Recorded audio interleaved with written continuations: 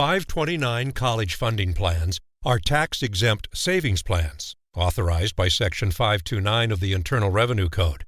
But there are 4 drawbacks to 529 plans. 1. They count against the student's eligibility when applying for financial aid. 2. They have tax consequences if the money is not used for qualified expenses.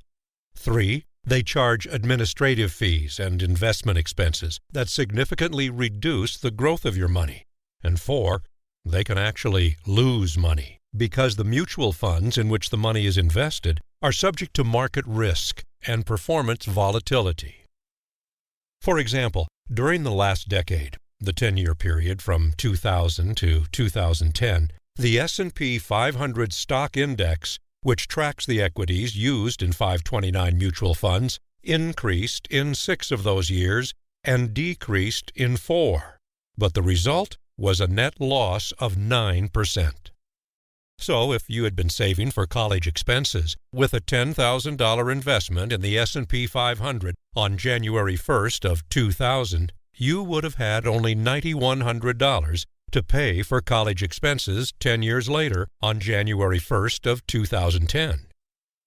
What's more, the fees and expenses charged on 529 plans can further reduce the growth of your savings. In fact, according to the Securities and Exchange Commission, it is important to understand the fees and expenses associated with 529 plans because they lower your returns.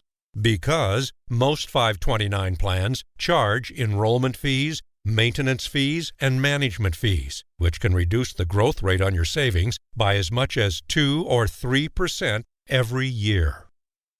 For example, if your 529 mutual fund were to earn 10% in 1 year, the actual growth rate could be only 7 or 8% after fees and expenses. And in years when your 529 mutual fund loses value, it would still charge the same fees and expenses. It's also important to know that you can only use 529 money for eligible college expenses, such as tuition, room and board, and only at an accredited school in the United States. So if your child should receive a full scholarship, or choose a foreign university or a technical training school, or simply decide not to go to college, your withdrawals from a 529 plan would no longer be tax-exempt. What's more, the money in a 529 plan can reduce the amount of financial aid a student may qualify for by 5.6%. So how can you save for a child's college education without taxation, without the risk of losing your money, without limitations on how you use the money, and without counting against your financial aid eligibility?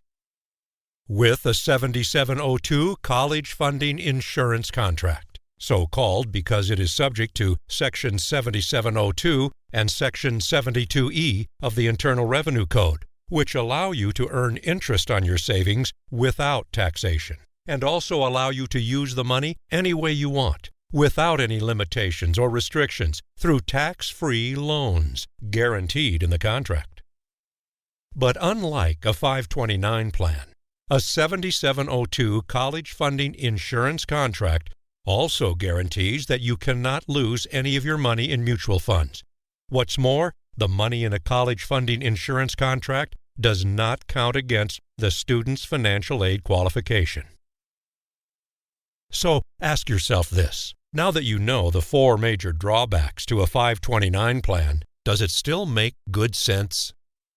Or does it make better sense to save, grow, and protect your college education money with a 7702 college funding insurance contract?